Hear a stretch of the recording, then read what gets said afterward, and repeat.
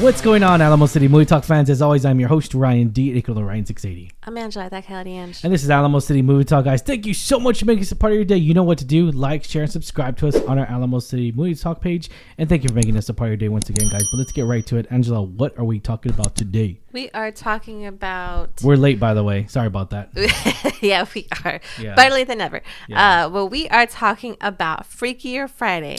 So, 22 years after Tess and Anna endured an identity crisis, Anna now has a daughter and a soon-to-be stepdaughter.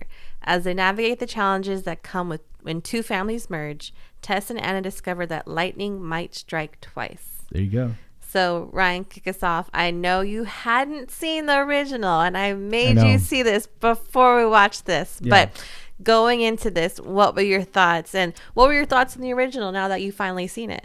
So, first and foremost, I do want to say before I get started on my input is that, yes, I am wearing a Weapons shirt. That's how much I love that movie. If you haven't seen Weapons, go check it out. It's a horror movie. But anyways, and now, without further ado, so... I know I'm going to get a lot of hate on it. I'm a huge Lindsay Lohan fan, a huge Jamie Lee Curtis. I mean, the actors, I'm a huge fan of all of them. I'm not going to lie. Murray. Jamie Lee Curtis, Chad Michael Murray, Lindsay Lohan. I'm a huge fan of the main cast.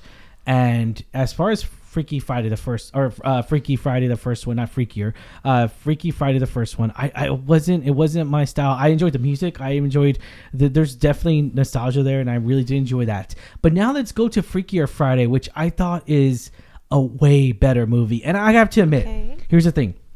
It's crazy to me how a fucking studio like Disney can do like Lilo and Stitch, and we have a few problems here and there. Didn't really get that fan base. Love the little girl in there because she portrayed Lilo as as best she can as a character, and it's so crazy to me. And my point being is that Freakier Friday is nostalgia done fucking right.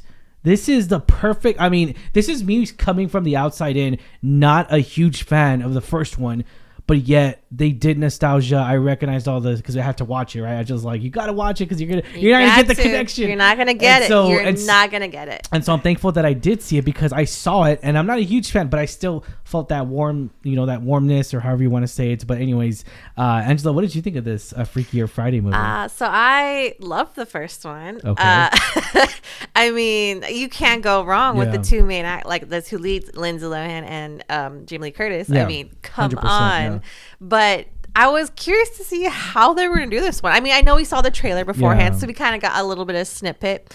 But I was still curious to see, it's been 22 years. Where are they at now in their lives? And, what's changed. And I really like the way the story was written. It makes a lot of sense. And it's funny how it's not just the two future, like the daughter and the stepdaughter that is switched, but it's also, again...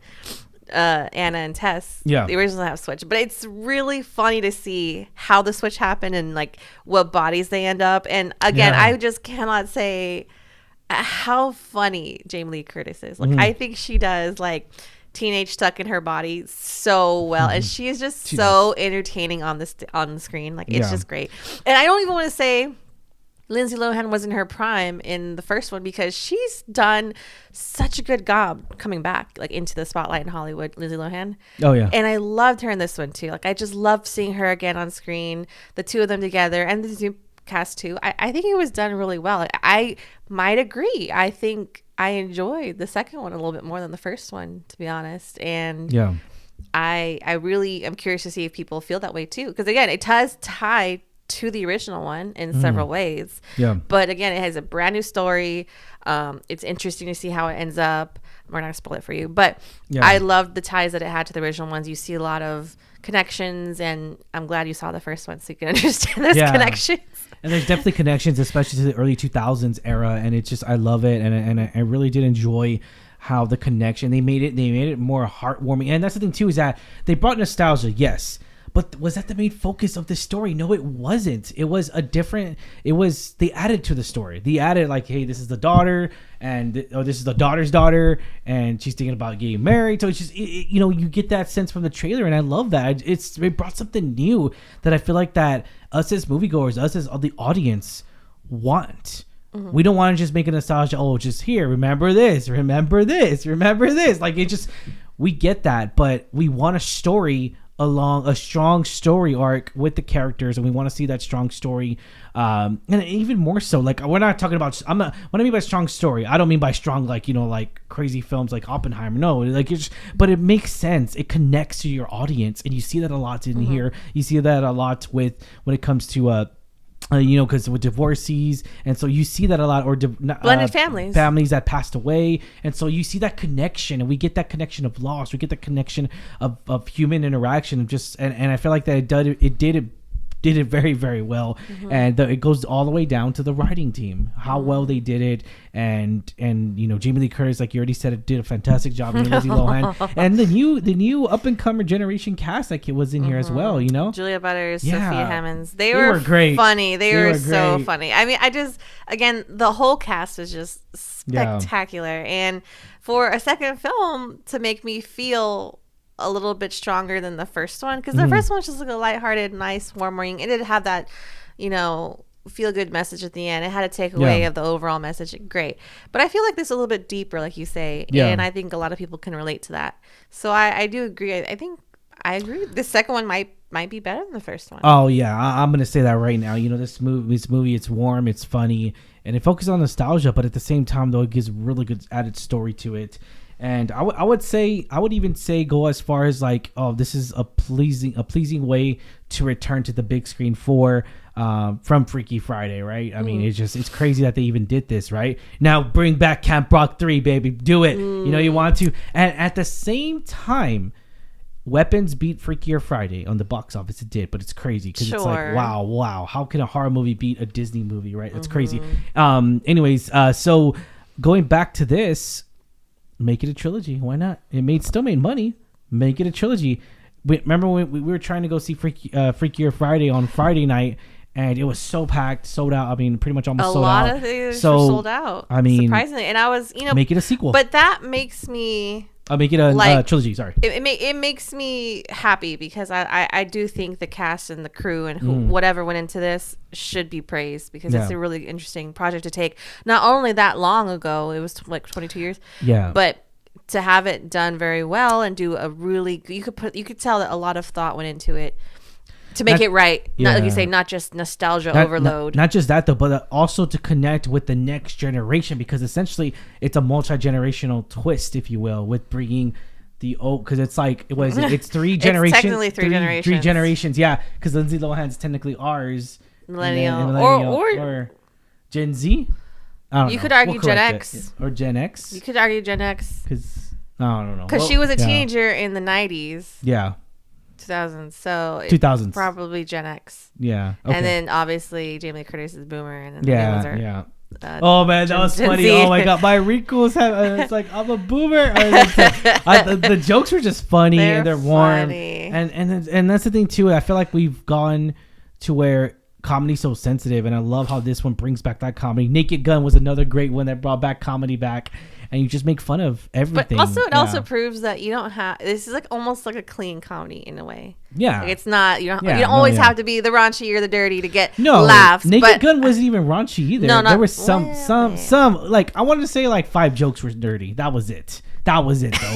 Majority of it was like just stupidity, and that was the point though. But anyways, going back to this, I can completely agree with you here. I really enjoyed Jamie Lee Curtis's performance in here, Lindsay Lohan as well. It was definitely different. I really wanted to see Lindsay Lohan's character do more.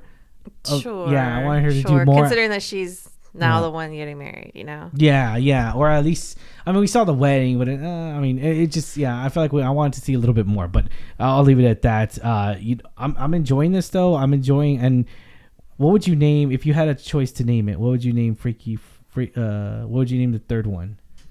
Freakiest Friday. Right? Is that a word? I don't know if that's a word or not. We'll name it a word. Sure, but like it just reminds me of like next Friday, and Friday after next. Yeah. All right, there you go, Disney. There you go. Freakiest Friday. That's gonna be the third one, guys. Thank you. Trademark. I already trademarked that shit. But keep it like that. Don't be like Freakiest Friday, the return of the. No. Just keep it simple. No so it's subtitle. Freaky Friday, Freakier Friday, and then the Freakest Friday. Let's do it. Let's make it happen, guys. let's make it happen. I don't know what the story would be, honestly. I'm trying to think, like, unless they're trying to have a baby, maybe. I don't know. There's so much you could do with it, and that's the thing too. It kind of left it open ended to where it makes it open ended discussion in a way, right? Because it's like, but. They had bloopers at the end. It was fantastic. I love the bloopers. They were so great. You could tell they had a grand time. And we're like, even Jamie Lee Curtis, I think on one of the bloopers, or I can't remember if it was Jamie Lee Curtis or Lindsay Lohan, they were like, I can't believe we're back. Like, it's so unbelievable that they're back playing these characters and how much they meant to the fans, to the moviegoers. And I was just happy to see as many people in the theaters. And even to this day, I think I saw a post, today's Tuesday, I saw a post Monday, people go seeing it Monday and today, because today's value day and the theater. So if you don't want to pay that price, just wait after opening weekend, and they still went to go see it. I honestly think this movie will have legs on it. But yeah, no. Let's go to ratings, Angela. What do you give this rating? I'll give it a solid 7 because, and I don't know if that's an unpopular opinion, but on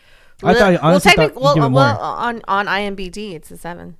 Well, maybe like 7.5, because I really enjoyed it because it again. Cannot stress enough, the cast did such a great job. It had all the right nostalgia. It wasn't too much overload. The story was really well done, thoughtful, made sense. Like you say, heartwarming in certain times. Overall, it was a really well done film. So yeah, 7.5. Gotcha. So right now, the film actually had an opening globally weekend, which is $45 million, which is not that bad.